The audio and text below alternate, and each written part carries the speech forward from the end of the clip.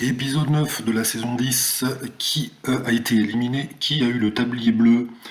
Eh bien, pour le défi de Cyril, les 7 pâtissiers encore en lice devaient réaliser un dessert au sirop d'érable.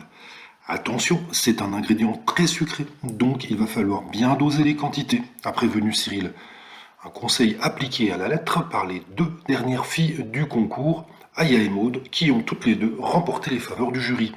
La première a bluffé Cyril et Mercotte avec un entremets élégant où le sirop d'érable était contrebalancé par le café et un biscuit aux noix doux et délicats.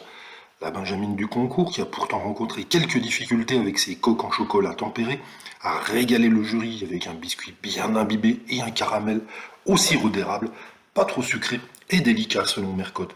Du côté des flops, Jérémy a réalisé un bon gâteau, mais n'a pas pris assez de risques puisqu'il a de nouveau préparé une tarte. Enfin, si le visuel du dessert d'Alexandre a plu au jury, son financier et mousse au sirop d'érable étaient excessivement sucrés et manquaient d'équilibre. Pour la deuxième partie de la soirée, l'épreuve technique n'a pas été révélée par Mercotte mais par Gad Elmaleh.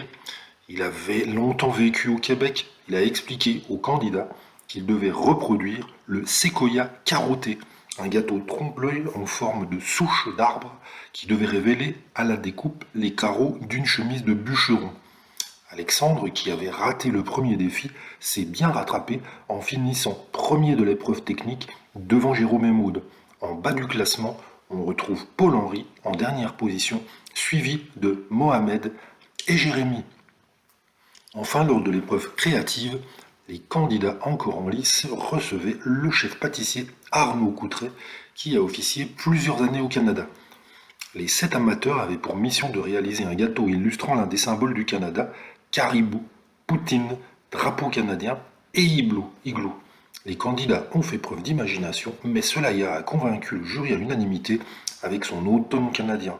On est à fond dans le thème et c'est poétique, a estimé Mercotte.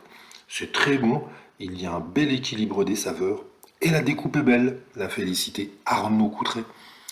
Et donc, au final, Jérémy a été éliminé du meilleur pâtissier saison 10 après 9 semaines de compétition. Il a malheureusement manqué d'audace en réalisant de nouveau une tarte lors du défi de Cyril et il est arrivé parmi les derniers lors de l'épreuve technique de Mercotte. Alors pour le tablier bleu, eh bien le tablier bleu, il s'agit de Aya.